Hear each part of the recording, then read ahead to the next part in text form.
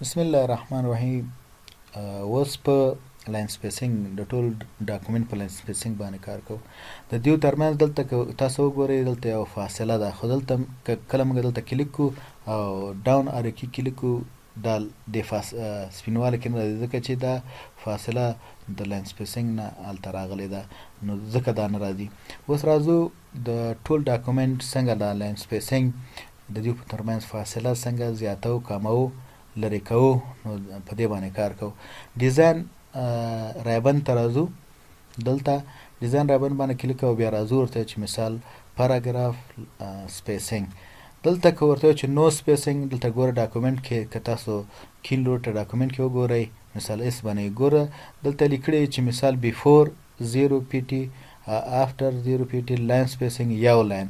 که دلته کمپاکت ته راشو، کمپاکت وایي چې مثال څه دی، بیفور صفر او دغه چې د افټر څلور او لاین سپیسینګ چې یو افټر یعنې د دې نه لاندې د دې عنوان نه لاندې که دلته وګورئ د دې لاندې دومره څلور پاینټه سپیس دی.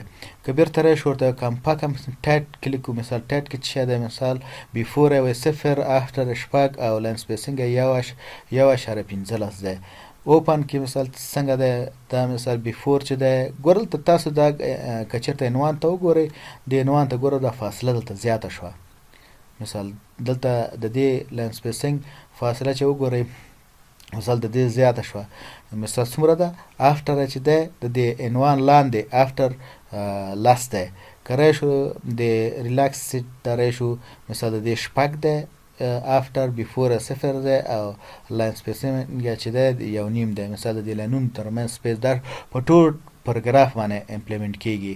او کله چې تاسو هیډن ورکړی وي د هغې هیډن مثال د لاندې یا د پاراګرافونو ترمنځ کې دا فاصله ورکوي. مثال لاین سپیسینګ څومره دی د هر پاراګراف وروسته او د هر دا که ډبل شي، مثال ګوره بیفور وایي صفر افټر اته او مثال لاین سپیسینګ چې دوه، یعنې د هر پاراګراف وروسته اته پاینټه سپیس دی. او په ریلاکس سیټ کې مثال د هر پاراګراف وروسته شپږ دی او د لاین سپیسینګ چې دی یو نیم دی.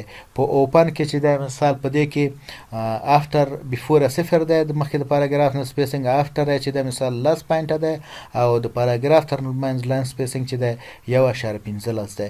دا ټول ډاکومنټ دپاره دی، مثال چې ټول ډاکومنټ کې لاین سپیسینګ ورکوي. دلته وګورئ مثال چې څو دی، بیفور صفر دی افټر شپږ پاینټه دی او لاین سپیسینګ یو اشاریه پنځلس دی.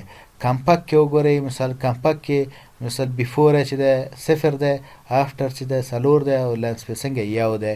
مثال تاسو ګورئ دې خواته ډاکومنټ هم وګورئ، د هر پاراګراف نه وروسته څومره لاین سپیسینګ دی، دلته څلور پاینټه لاین سپیسینګ دی، یعنې د هر پاراګراف ترمنځ ده. او نور لاین سپیسینګ بیا نو بیخي سره د لاین سپیسینګ د منځه دي، مثال بیفور هم صفر وي افټر هم صفر وي او لاین سپیسینګ چې دی هغه یو وي. نو په دې کې مثال زیاتره خلک چې استعمالوي اوپن استعمالوي او ډېر کم مثال ریلاکس سیټ استعمالوي، خو زیاتره اوپن او ریلاکس زیات استعمالیږي.